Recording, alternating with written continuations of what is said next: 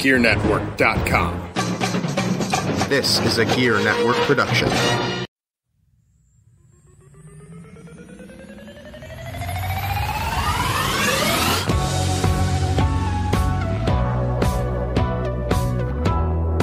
You're listening to the Sabrecast, brought to you by Better Live Than Dead.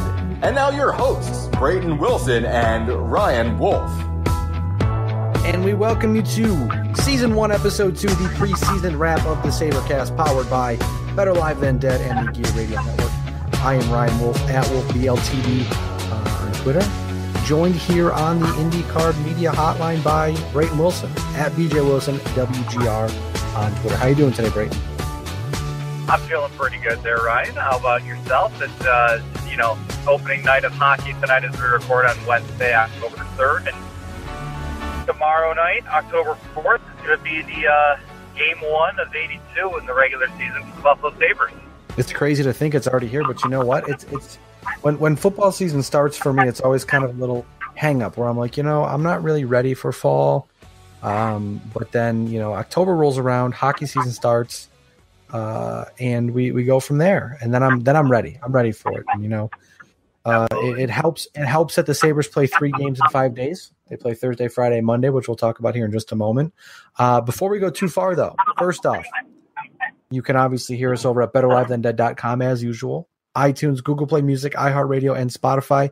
Make sure you subscribe us, like us, whatever it takes to get the latest podcast sent directly to you. That way you don't miss an episode of the Sabrecast or any Better Live Than Dead podcast. Also, quick shout out to Buffalo's favorite PA announcer, Ryan Burgess, for the new podcast intro. Pretty dope, if I may say so myself. He hooked us up real well on that one. It is great. It is wonderful. I'm very happy that Ryan could help us out, and it sounds pretty professional. Pretty good. Word. Right now, just a little bit of a notes here, live notes. I just tried to open a water bottle with one hand, and it did not turn out very well. But that's okay. It's the technology. It was just it took me way longer than it needed to. I could have just cracked it with 2 hands, but got to challenge myself. It's the preseason wrap.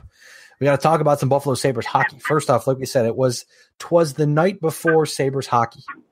As mentioned, the Sabres play 3 games in 5 days: Thursday night against Boston, Saturday against the Rangers, and Monday against the Vegas Golden Knights, all in Buffalo. So we get a heavy fix of Buffalo Sabres hockey in downtown Buffalo early on. And before we jump into the 3 big things here, Brayton, just without going too deep, so keep it surfacey like we like to at the start of the podcast. What's got you hyped up right now for the Buffalo Sabres season coming up here? Well, I mean, there's a lot to like with what's going on with the Buffalo Sabres. I mean, just today, Jack Eichel was named captain. Rasmus Dahlin is going to be dressing in the Buffalo Sabres uniform for the first time, the first overall pick in this past year's draft.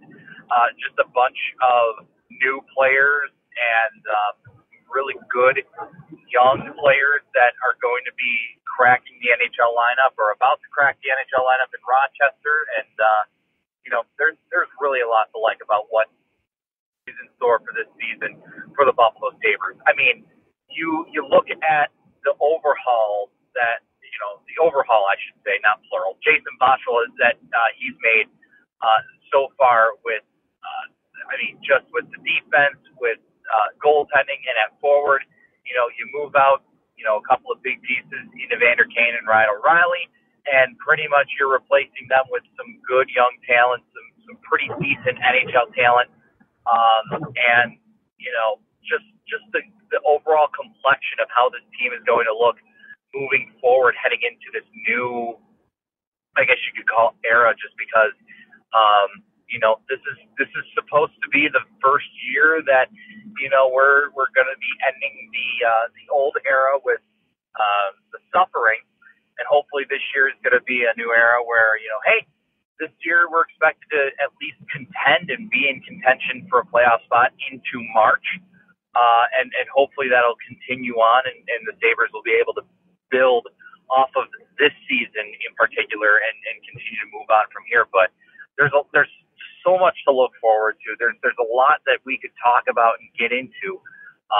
But I'm itching for 7:00 tomorrow night with the face-off coming from KeyBank Center, because I think this is going to be one heck of a year. Yeah, and being able to watch the Buffalo Sabres play real hockey that's actually going to matter is also a nice little change of scenery too, because the preseason's nice. It kind of brings you back, gets you ready for hockey, but when it actually matters and the stats actually count and the points actually count, that's when it turns to be a little more exciting for me. Real quick, a programming note here.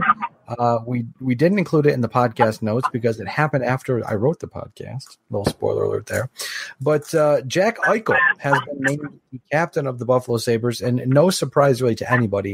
I guess kind of surprised how they announced it. We figured they would wait until opening night and then announce him as captain right before the game.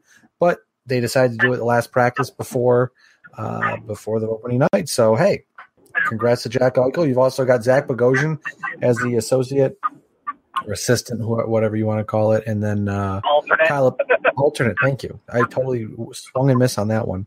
And then Kyle Oposo wears the other one. And obviously with Bogosian hurt now, Phil Housley said that the associate captains are Ristolainen and Scandella. So one of those will likely wear an 8 tomorrow night because it doesn't look like Zach Bogosian is going to play, but we'll talk about that in just a minute. Now, with that being said, let's jump into the 3 big things here. First off, Brayton, managing early expectations. Now, the lineup additions have been well noted. How do we keep expectations managed during the first few weeks now? Like if Eichel, Reinhart, Middlestat, etc. struggle, how early should people wait to push the panic button this season? I mean, that's such a tough question with how everything has gone over the past few years, with the Sabres not being able to get out to a good start and, not winning their opener and giving the fans a sense of hope right off the bat. It's really tough to kind of tell people to relax a little bit, especially if they do get off to another rough start, because then that would just give a lot of people a sense of urgency with, hey, we need to figure something out right now. We need to change something. And,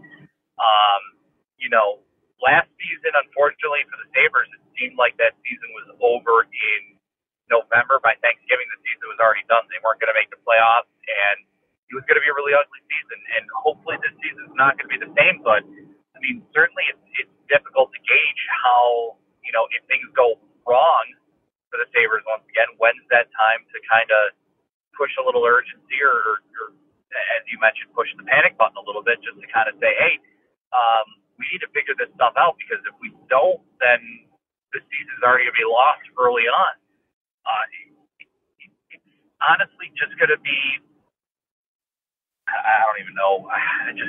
I don't want to get too riled up or overreact to anything early on. I think that's just wrong to do. But, I mean, certainly if, you go through the month of November and, again, you only win 3 games like they did the last year in October, if you win 3 games, then you've got yourself some trouble, and then you really got to turn it around quickly, or else your chances of making the playoffs or even being a contending team are going to close pretty quick. The window's going to close pretty quick. But, I'm hoping that with this group of players that the Sabres have culminated together with Jason Botterill, bringing these guys in and kind of retooling everything, and, the future of this organization, if they can get out to a pretty decent start in October, I don't think we have to worry about too much. But I think that give it at least probably 3 to 4 weeks towards the end of October. And, if things start going really south really fast, then I think that would be the time to panic. But at this point, I really don't want to overthink it too much, because I think if we do that, we're just going to drive ourselves nuts even more. I think for me, it's probably Thanksgiving. That seems to be the fair barometer for struggling or not struggling, or good or not good of having a hockey team, I guess, because I'm just sitting here trying to comprehend the question I just asked you. I mean, I'm not super worried about the Sabres either way, because, if they're good, great. If they're bad, it's not great. Right. Right. Either exactly. way, something's going to happen. Right. And are we expecting this team to be a playoff team? I know some people are, and most others aren't. I mean, I'm not expecting this team to be a playoff team.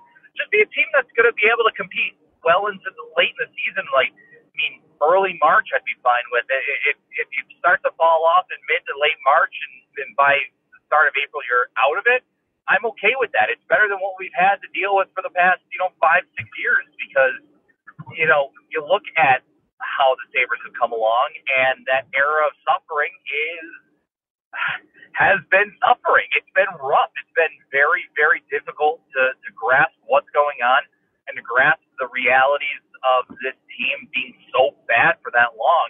And I just think that Jason Botterill, with the direction that he wants this team to go in, I think he's got them going in the right direction. So that just gives me a little more sense of calm with this season. But I totally understand if by Thanksgiving, they're quite a bit out of it, I'd be a little concerned. But, I really am trying to take this season in stride and just trying to take it early on just with a grain of salt.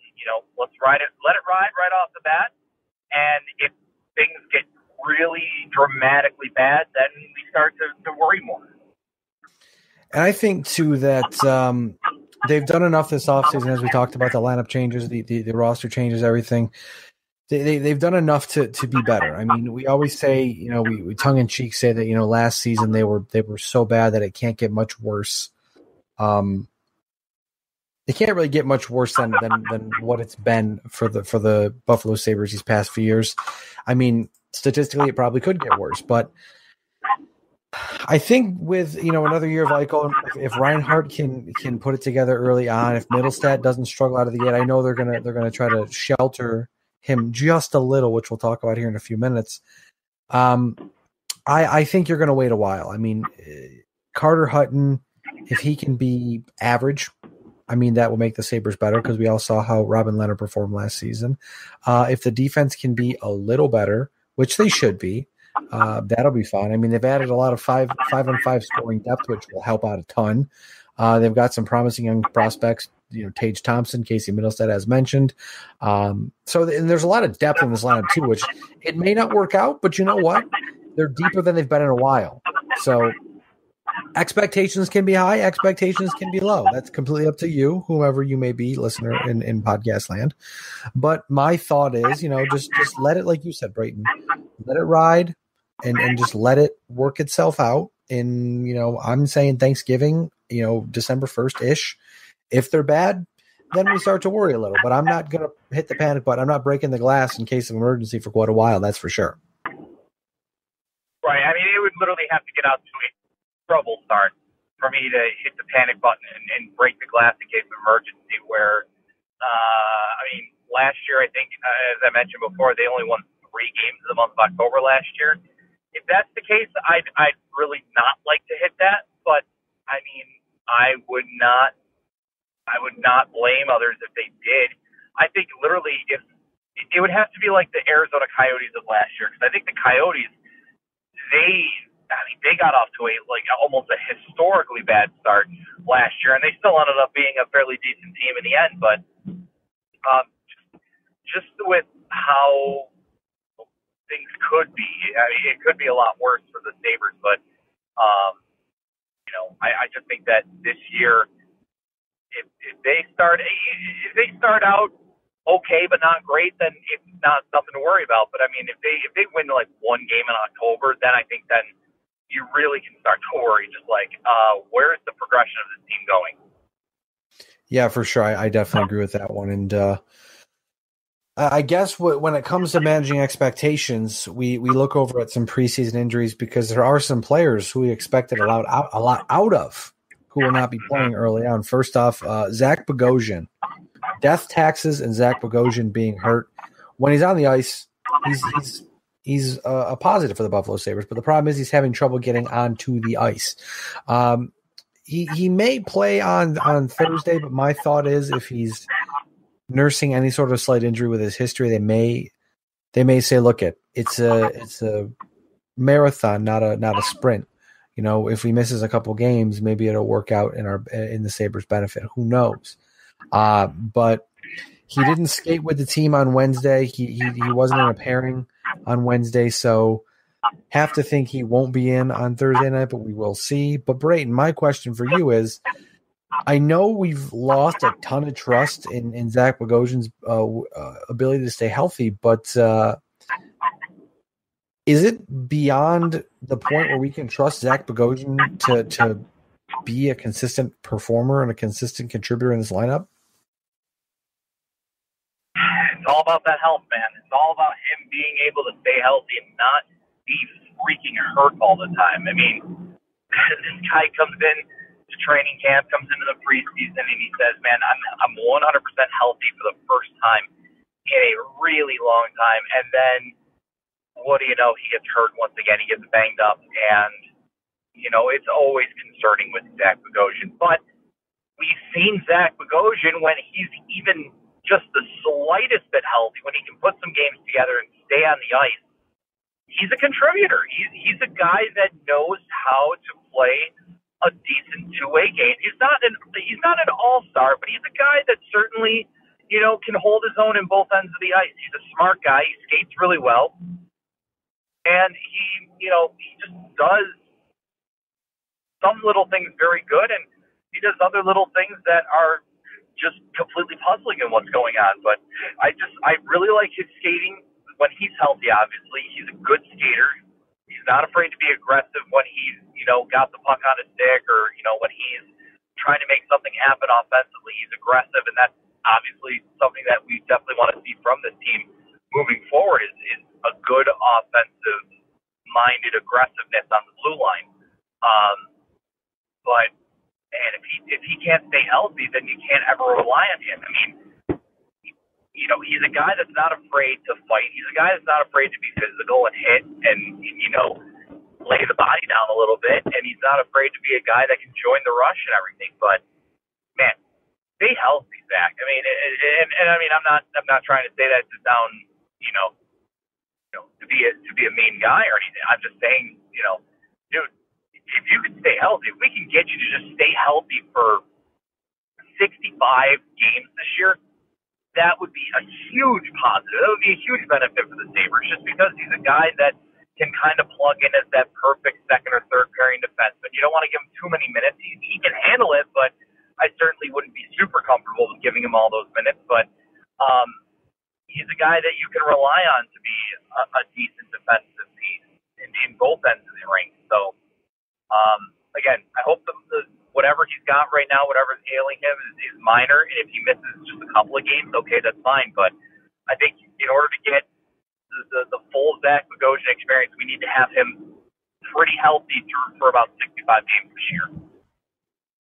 Speaking of another guy who at one point in time was, I would say, moving up the rankings real quick at the Buffalo Sabres organization, Johan Larsson, who has not been the same since he blew up his arm against the Bruins 2 seasons ago. He was placed on the IR with an injury. He could be back. I don't remember if they said day-to-day or week-to-week, but he's placed on the IR, I presume, for roster space. He almost didn't make the starting day, the opening night lineup. And then I guess kind of lucks out being placed on the IR. Because my thought would have been that Larson would have been one of the players who got waived. But, again, we'll cross that bridge when we get there. Also, Scott Wilson, a scary injury in one of the preseason practices. He fractured his ankle after he was hit by Rasmus Ristolainen in some friendly fire there. He was placed on IR and expected to miss 8 to 10 weeks. And it's kind of a tough pill to swallow for the Sabres there, because Scott Wilson was at least expected to be the 13th forward, if not a fourth-line contributor like he was last season. But this spells good for guys like Zemgus Girgensons who are fighting for a job. And even, I believe it's Remi Elie is how you pronounce his name. I didn't look that one up. Yep, that's correct. Thank you. I should have done some research and looked that up, but I'm glad I nailed it. So guys like that who himself was waived by the Dallas Stars and the Buffalo Sabres take a shot. Still really young, but injuries provide opportunities for other people, and it's just up to somebody to take that shot and run with it. Because you know what, if Girgensons doesn't do it, if Ellie doesn't do it, someone else will. And it might end up being Scott Wilson in 8 to 10 weeks. We don't know that, but we'll see. But yeah, Scott Wilson is an underrated loss for the Buffalo Sabres. Yeah, I mean, he's a really good depth fourth line type of guy. He's a guy that can play in the penalty kill. He brings good speed, and obviously he's won a couple of Stanley Cups in Pittsburgh. And Jason Botterill, who comes from Pittsburgh, he's talked about how important it is to have a guy like that. Phil Housley said it's the same thing. It's important to have a guy like that with Stanley Cup winning experience and to have, just overall his experience of being a winning player on a winning team. It's huge, and to not have him there, it's going to hurt. But you know what? Again, it presents opportunities for Zemgus Girgensons and also Remi Elie to be able to, make their name for themselves here on this roster. Just because, Vladimir Sobotka is going to play the third line left wing with Casey Middleton and Kyle Oposo. And then on that fourth line, it's a line that's probably going to consist of Evan Rodriguez at center, and then you split those two left wingers between Ellie Girgensons and Jason Pominville. But I really like the waiver claim of Remi Elie just because he's a guy that he's not tall, but I say big. He's got big size, but I mean he's 215 pounds and 6'1". That's a rock. It's like a boulder trying to move him out of the front of the net. He's a guy that loves to take the puck to the net. He's got really good skill and hands right in front of the net. It's not easy to move. He's physical. He works hard along the boards, and he's a guy that you need him to get his nose dirty in somewhere. He's going to go do it. He's not really going to fight all that much. He can fight, but he's not going to go out there and try and pick fights. He's just going to go out there. He's going to get dirty a little bit and really do whatever it takes to win the puck battles and create some offensive opportunities for his teammates. But and even a guy like Girgensons, who Bill Housley said that he was arguably the best player in training camp. I mean, he certainly looks like a guy who, he knows he's kind of fighting for a roster spot. It's kind of his last chance, I think. So he wants to go out there. He wants to prove something, and we know the type of player Girgensons is. He's going to give it his all every single night. He's a true grit, grind type of player. He goes 100%, 100. Yeah, I'm getting that right. 100% of the time, he's giving it at all. But, without Scott Wilson, it certainly hurts. But I think there's guys that'll be set up. And then as for Johan Larsson, I mean, I really have no place on this team for him. And I'm trying to put it in as light of terms as possible. But I think his time here in Buffalo has come and gone. I think that he's given everything he's gotten. It hasn't been great.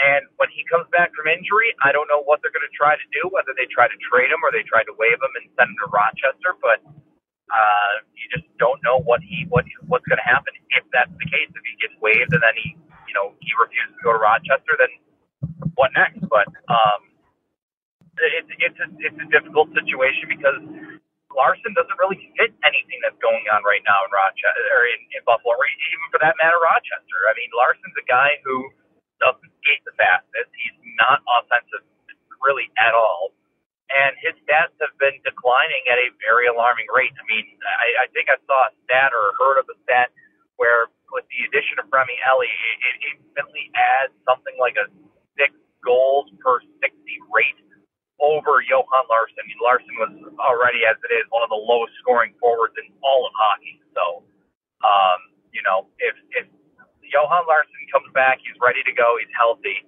I just don't see how he has a spot on this roster.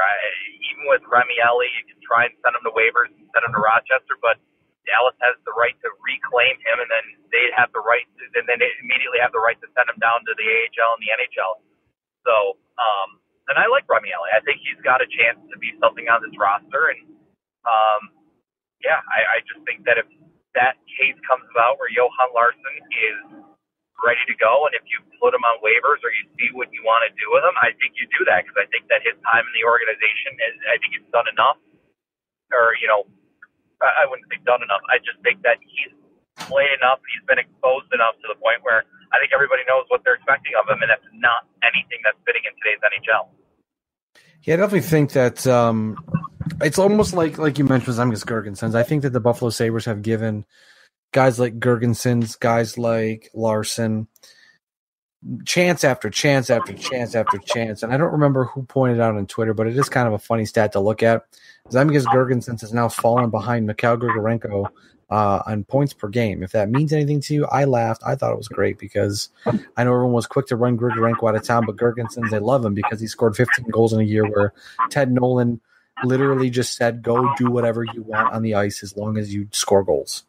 And they didn't score a lot of goals, but, ended up scoring 15 goals, and everyone thought he was the next big thing. I mean, even I thought that you could make something out of him, but his game has regressed back to the mean of he's maybe a fourth liner as we're seeing here, and I guess that kind of brings us to the opening night lineup because we can talk a little more in depth of just how deep the Sabres lineup looks. I mean, even name-wise, you're starting off at the top line with Jeff Skinner, Jack Eichel, Sam Reinhart. And just a heads up, too, this opening lineup is our third big thing, just to don't get it twisted here in a podcast. But Skinner, Eichel, and Reinhart, first line for the Buffalo Sabres. That's a pretty damn good first line for the Buffalo Sabres. Now, definitely. Second line, Connor Sheary, playing the left wing.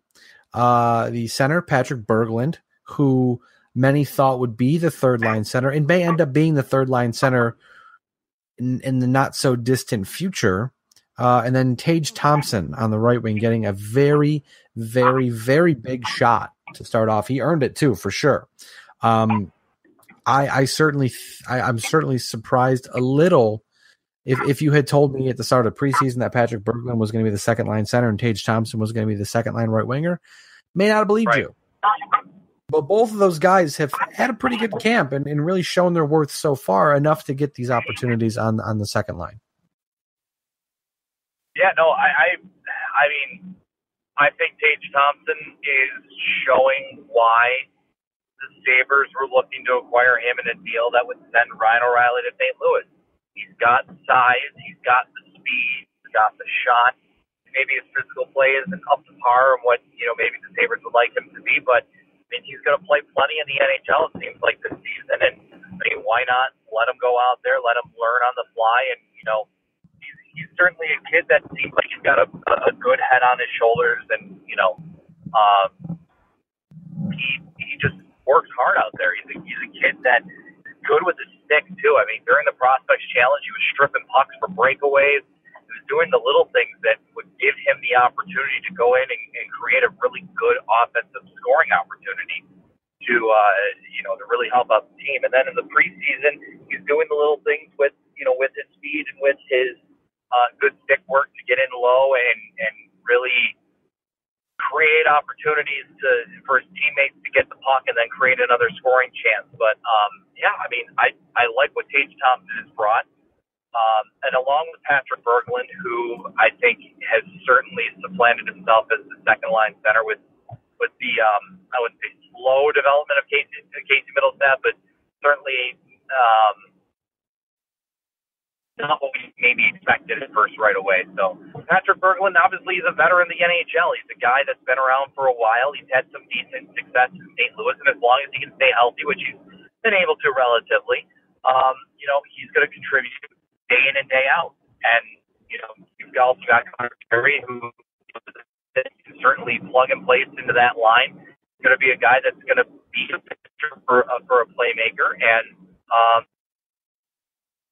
that too is then you look at the top line. Top line, obviously, you've got three players who are in the top 10 overall of the draft in their own respective years.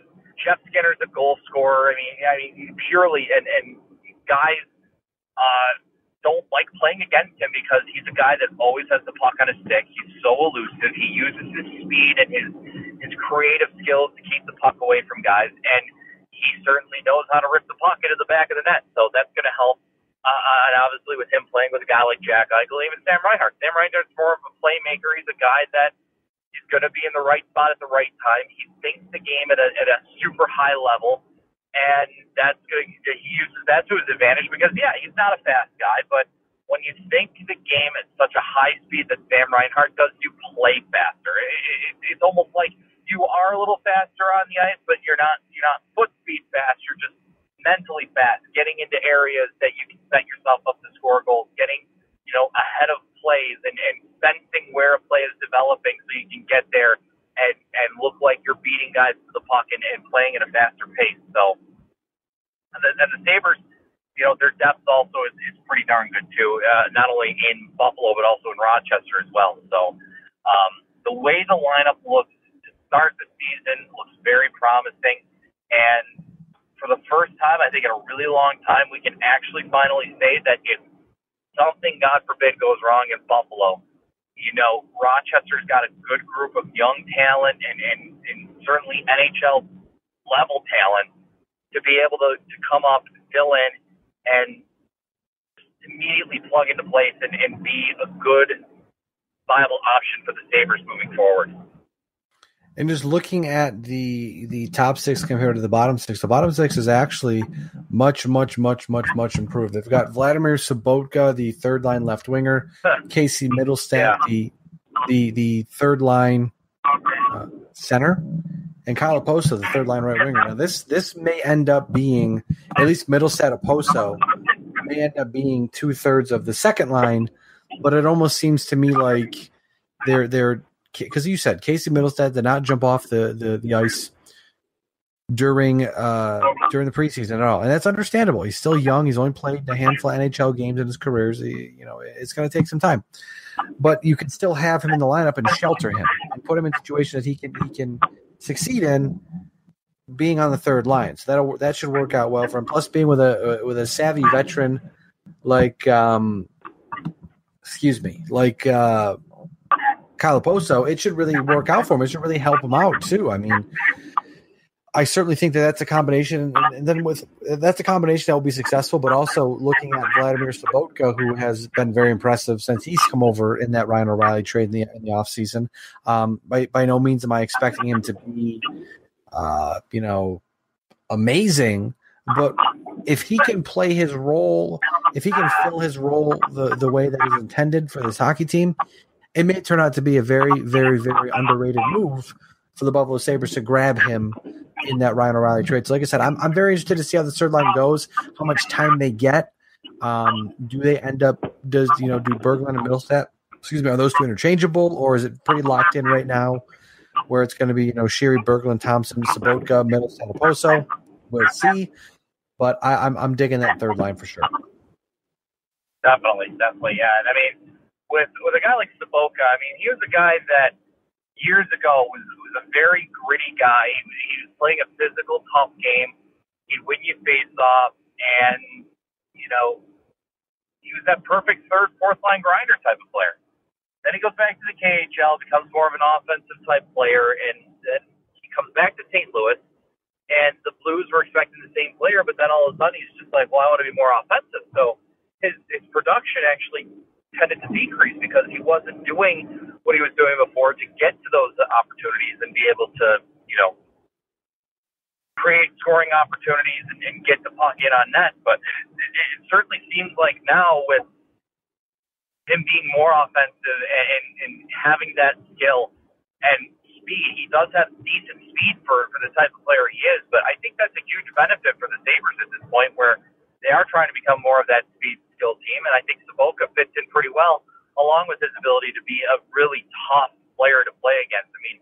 A guy like Sobotka is not easy to get off of his feet, not easy to take the puck away from him just because he does use his body and his frame to really make things agitating for other teams. So Sobotka is a nice little addition for the Sabres, and he's going to be able to play with Casey Middlestat at center and then Kyle Oposo on the right wing and really help Casey surround him with some veteran options to help him continue to grow his game, because eventually by the end of the year you hope that Middlestat is comfortable enough where he can take over second line minutes and be fine with that. And I think that if that's the case, that they help him out, they get him to where the organization and where Casey wants to be, that's totally worth it. And then moving on to the fourth line here, we've obviously talked about Zemgus Girgensons ad nauseum, and these are just the lineups. This is the lineup from a few days ago, the last practice, I think it was Monday, where he actually had a set of lines because the one or it was either Monday or Tuesday. Either way, it was from a couple days ago. So if these lines don't turn out the way that we're talking about them, well, then that's, I guess, somebody else's fault. We talked about Zemgus Girgensons ad nauseum. We feel how we feel about him, and that probably will not change. The center of the fourth line, Evan Rodriguez, he is a nice little spark plug for that bottom six. He can play really anywhere, and he'll play perfectly fine. Perfectly fine wherever he plays. He's going to be a lot of fun. Hopefully he keeps healthy, because I feel like he can have even a bigger role if he can stay healthy. And then obviously on the right side, Jason Pominville in the final year of his contract. He'll likely hit 1,000 games this season. I think he's only 13 away. But I'm fully expecting this to be his final season with the Buffalo Sabres, and potentially even final season in the National Hockey League. We don't know. But like I said, Girgensons, Rodriguez, and Pominville looking to be the fourth line to start off the season. Yeah, and it's amazing that we can actually talk about a fourth line that actually might play fairly decent. Over the past few years, we've seen the fourth line for Buffalo kind of be just, hey, you got your Jordan Nolans here, and you got your Nick Deloriers here. I mean, this fourth line on this team actually seems like a fourth line that can actually be able to keep up and compete with, any line that they go up against. Evan Rodriguez has always been a shifty little player. Whether it's Remi Ellie or Zemgus Girgensons on the left wing, both of those guys will be able to contribute. And yeah, Jason Pominville, even though he's 35 years old around that area, he's slowing down a little bit. I certainly think that he hasn't looked out of place this preseason. I don't think he's looked out of place in training camp.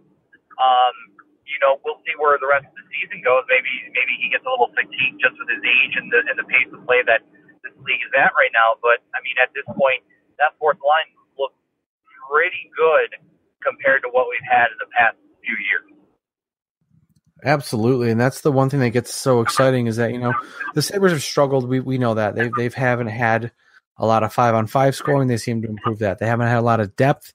They've seemed to improve that. So, like I said, if nothing else on paper, this offense looks a ton better, and that's huge. Plus, also the 13th forward right now, Remi Ellie. We don't know. Maybe he'll suit up sometime this weekend. I'm not sure. I can't expect him to be in the lineup opening night because he's had one practice or two practice. I think one practice with the team.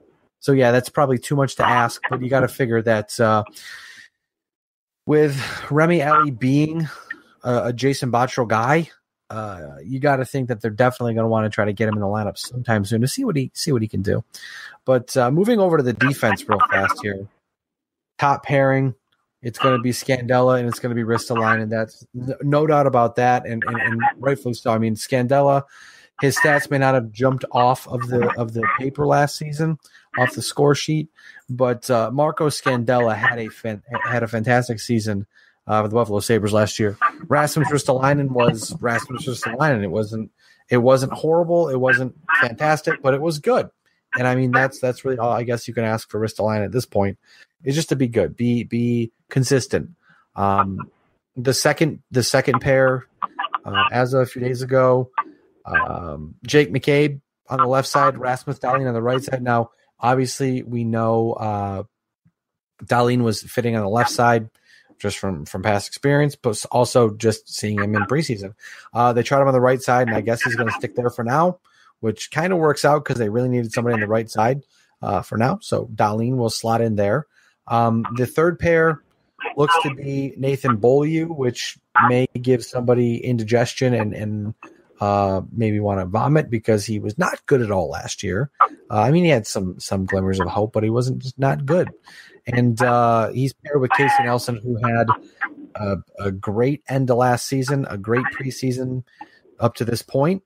Very excited to see what Casey Nelson does, especially because at this point he is out of options, so he can't go down without being waived, and I don't think that they're prepared to waive him. Yeah, so also the extra is Matt Tennyson, and then obviously Zach Bogosian, who is injured, but he may play too, so that lineup may be a little different. But Brayton, how are you feeling about the Buffalo Sabres defense heading into the season?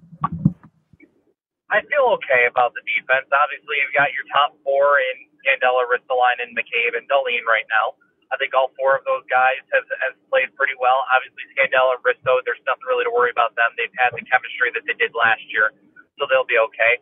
Darlene, obviously, we're going to have some growing pains right off the bat. It's nothing going to be like the growing pains we're experiencing with Josh Allen at quarterback right now for the Bills. But, there's going to be mistakes that Darlene will make, but he's a super smart defenseman. He's just so fluid. He's so just smooth with his game.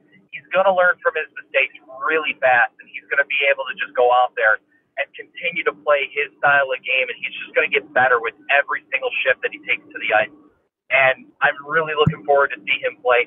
Jake McCabe is 100% healthy again, which is a huge plus for the Sabres because he's a super good two-way threat for the Sabres when he is healthy and when he's got his mind straight. And I think he's finally found a nice defensive partner in Darlene where, those two have been able to show that they can work off each other really well this preseason to the point where one guy goes up for a rush, the other guy kind of tends to stay back and can be that kind of fail-safe.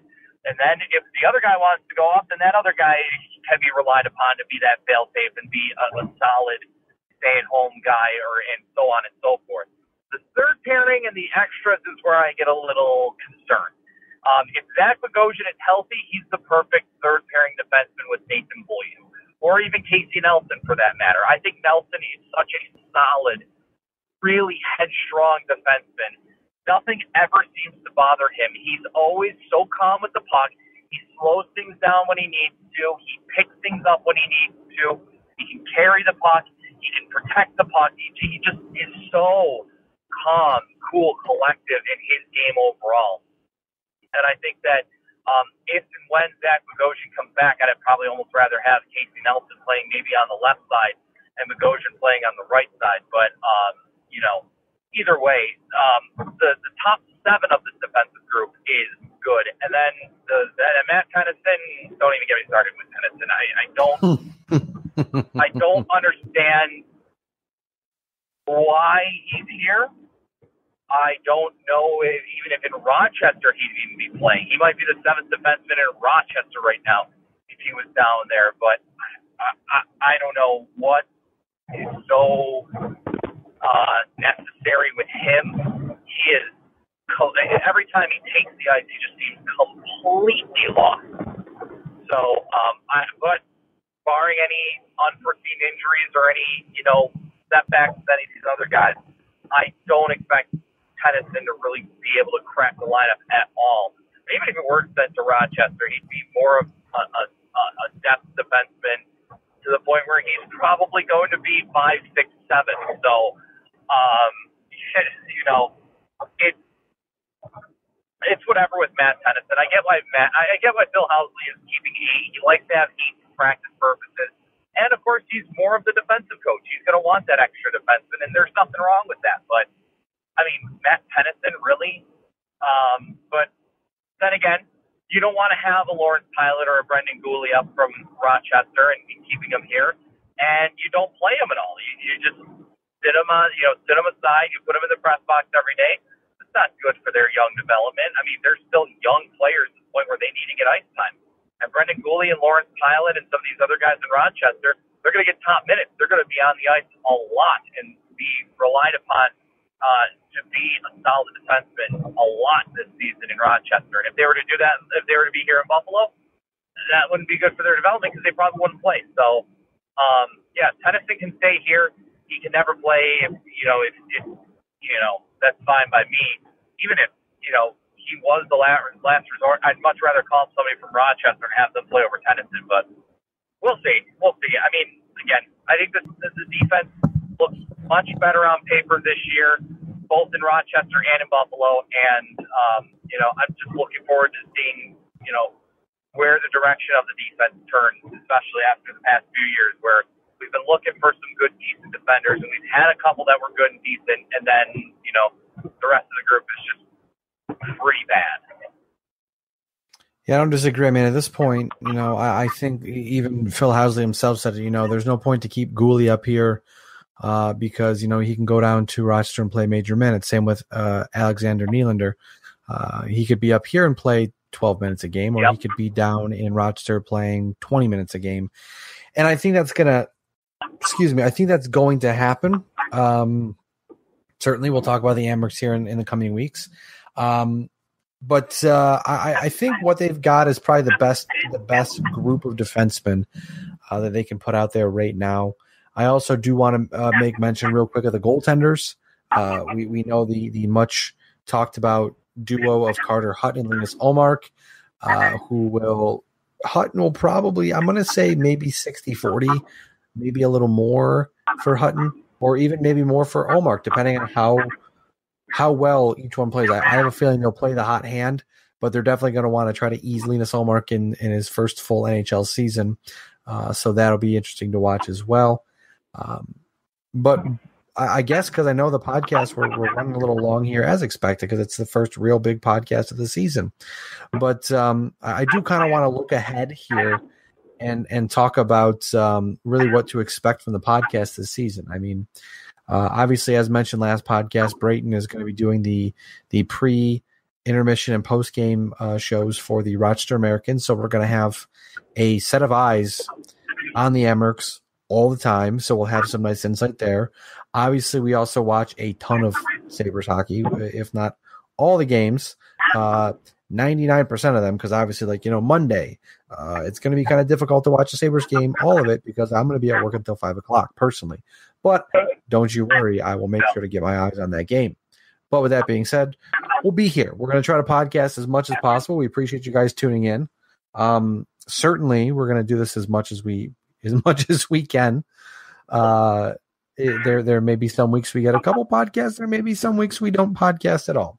It all really depends on the season. And I mean, for me, Brayton, I'm just really hoping that this season is exciting enough that it gives us something to talk about well into 2019.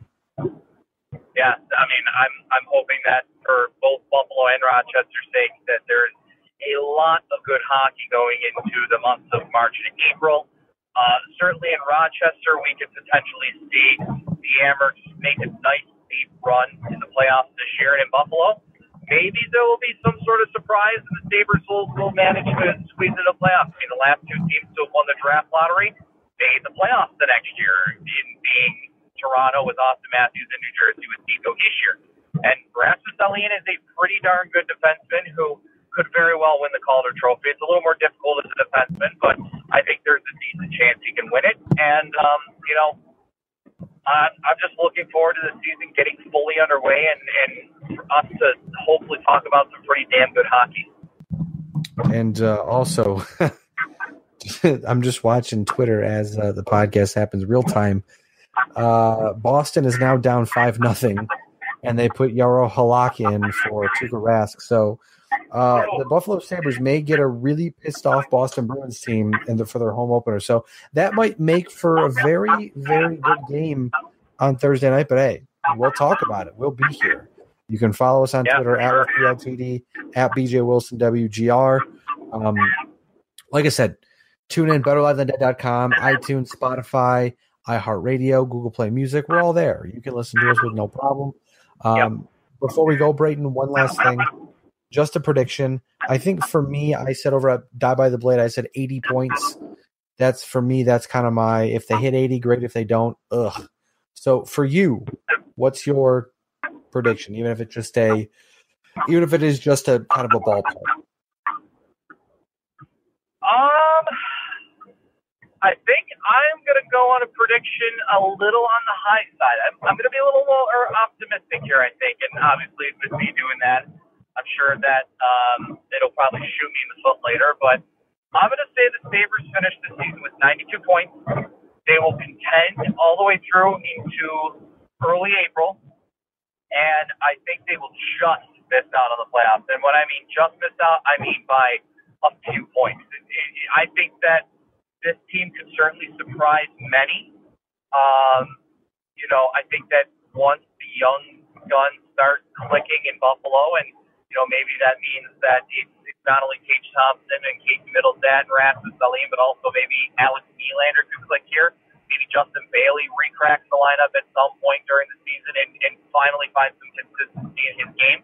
You never know. I mean, I think that this young group is going to grow a lot this season together, and I think that finally this organization has some good cohesion with not only in Buffalo but also in Rochester, and just the ability to go back and forth and be able to have some familiarity with everything and some consistency, hopefully.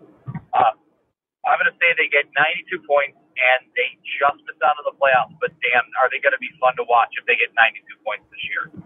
I think no matter what, they're going to be fun to watch because either they're going to be so bad that it'll be funny or they'll be so good that it'll be fantastic. So either way, yeah. I think we'll come out as winners because this team is as deep as it's been in a long time, and we'll have a lot of fun with it. And as always, here at the Sabrecast, we will do our best to make sense of it all. That's for sure. So, yeah. Again, I do also just want to. I just also want to get in one more thing here before I go.